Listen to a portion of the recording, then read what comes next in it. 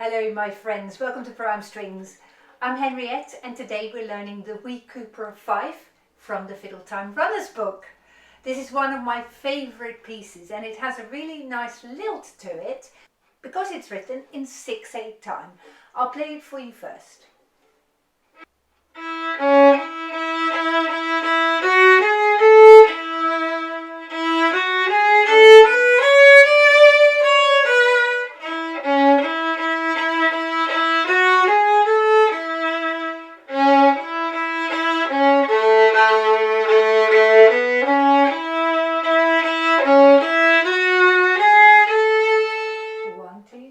Four, five, six, 1, 2, 3, 4, 5.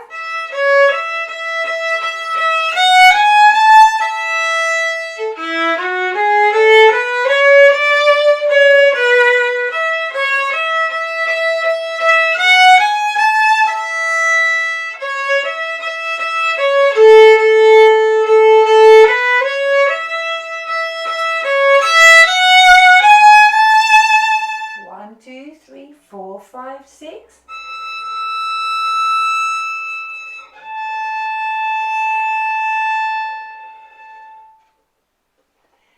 There you go. And here at the end we come across some harmonics. Now the first of those harmonics is on the E string. It's about 2 centimeters above the rim of the violin here. And you touch the E string just really lightly. So I'm not pressing the string down at all. I'm just touching it. There you go. Your bow can be quite firm when you play a harmonic. And then when you hop across to the A string, that's where you find the other harmonic, the one on A.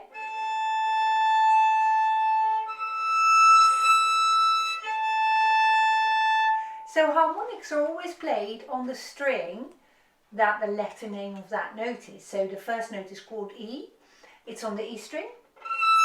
The second one is called A, it's on the A string.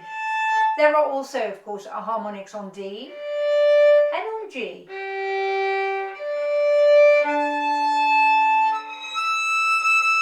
There we are. So you can have a bit of fun playing that. Now this piece is played in 6/8 time. In 6/8 time, the notes are all grouped into 2 groups of 3 notes in each bar. And the emphasis is on the first note and then on the 4th note. So you go 1, 2, 3, 4, 5, 6, 1, 2, 3, 4, 5, 6. So you want to keep on counting like that all the time. Of course, we're then counting in quavers. The time signature says it all. 6/8 means there are 6 quaver beats in a bar. So when you look at the first bar, we're counting us in for 5.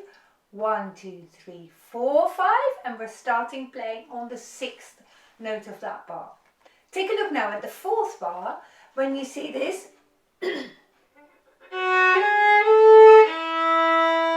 that dotted crotchet here now equals 3 quavers. So our counting in that bar goes 1, 2, 3, 4, 5, 6. And then bar 6, when you've got alternate crotchets and quavers, you count 1, 2 on the crotchet, 3 on the quaver, 4, 5 on the crotchet, 6 on the quaver. So if I play you bar 5 and 6, it goes 1, 2, 3, 4, 5, 6. There you go. So you want to make a habit, and at this level of playing you can do that. Make a habit of always counting every bar. Count it in your head. Sometimes it may be helpful to count it out loud as well, but once you got the hang of it, keep on counting in your head. I'm going to count us in from the beginning, so I count a whole bar, 6 beats, and then 5 beats in the next bar, and then we're playing on the 6th note. Now before we can do that, we just have to go over the fingering, and this is in the key of A major, so we're playing wide, wide, close 3rd finger, close 3rd finger. That's our finger pattern. Wide on G, wide on D, next to the 2nd finger on the D string, next to the 2nd finger on the E string. All the 2nd fingers, of course, are wide here. So when we play it together, place little accents, certainly on every first beat of the bar, but then put a slightly minor accent on the middle of each bar, so on the 4th beat. I'll count us in for the bars that are indicated in your music, so 6 plus 5. 1, 2, 3, 4, 5, 6. 1, 2, 3, 4, 5.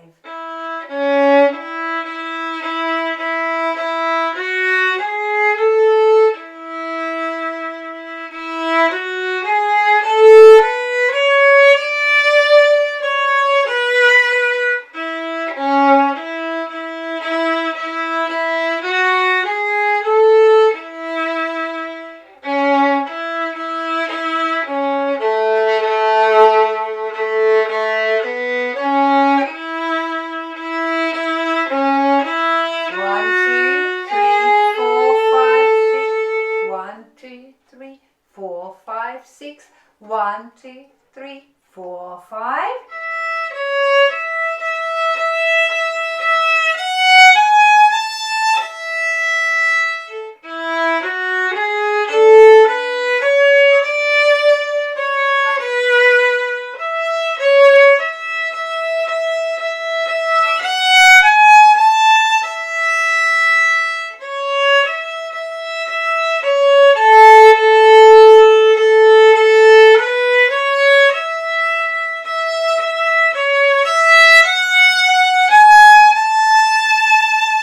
One, two, three, four, five, six. 2, 3, 4, 5, 6. 3, 4, 5, 6. You see there, you're getting really good at your counting. Super playing. You may have noticed when we played it just now that instead of lots of open E strings, I play fourth fingers. Why do I do that? Either way is good, so there's no better way or less good way. But I want to practice those pinkies. I want to practice that pinky as much as I can so it becomes really nice and strong when you play. So let's now pick it up at the end of bar 14 and let's practice that bar again with all fourth fingers. After 5, 1, 2, 3, 4, 5. You might want to check that is the same E. Shall we do that again? 1, 2, 3, 4, 5.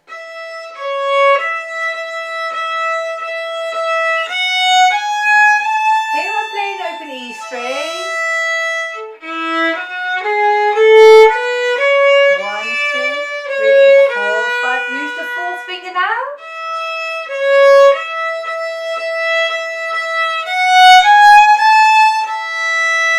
Here, fourth fingers again.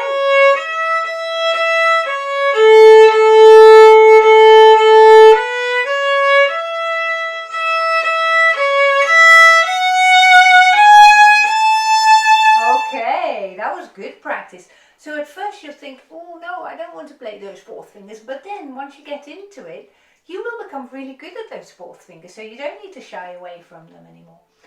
I would like us to do that bit once more. So we're going to start at bar 14 at the end, and this time I want you to work on when you use those fourth fingers that your wrist doesn't come like this. So not your thumb like that, but let your thumb come up straight.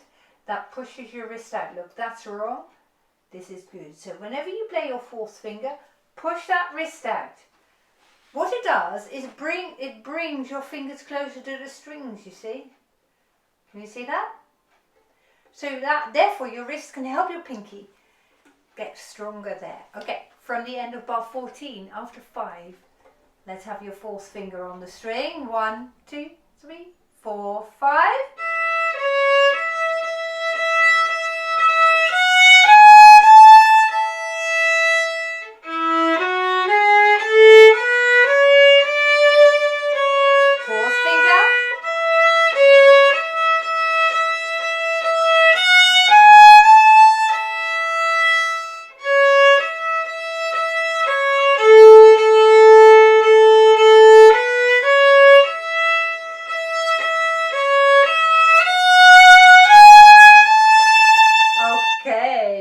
Well done, good stuff. Now one last time we'll play this piece now, And this time we're going to add some more louds and softs. So for instance, in bar 5 you see this big crescendo. Play that crescendo a little bit bigger today than you would normally do. And in bar 6 do the same with the diminuendo. Make the changes a little bit bigger. So when you see the crescendo, try to play as loud as you can. And when you see the diminuendo, go really, really soft at the end. So you make your contrast between your loud playing and your soft playing a little bit bigger. So this time, go a notch faster. 1, 2, 3, 4, 5, 6. 1, 2, 3, 4, 5.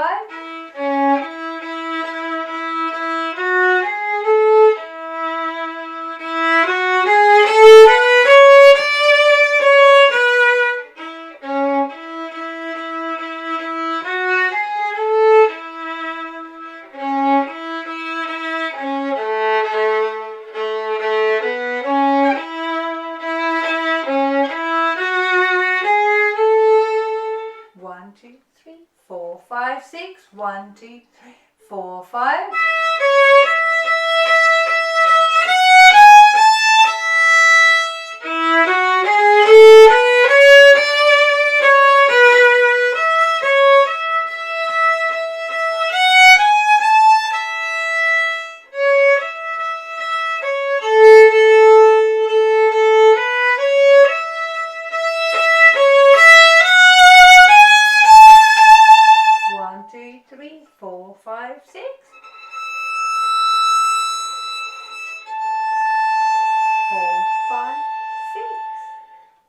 That was lovely playing. Wow, haven't you improved in this short space of time?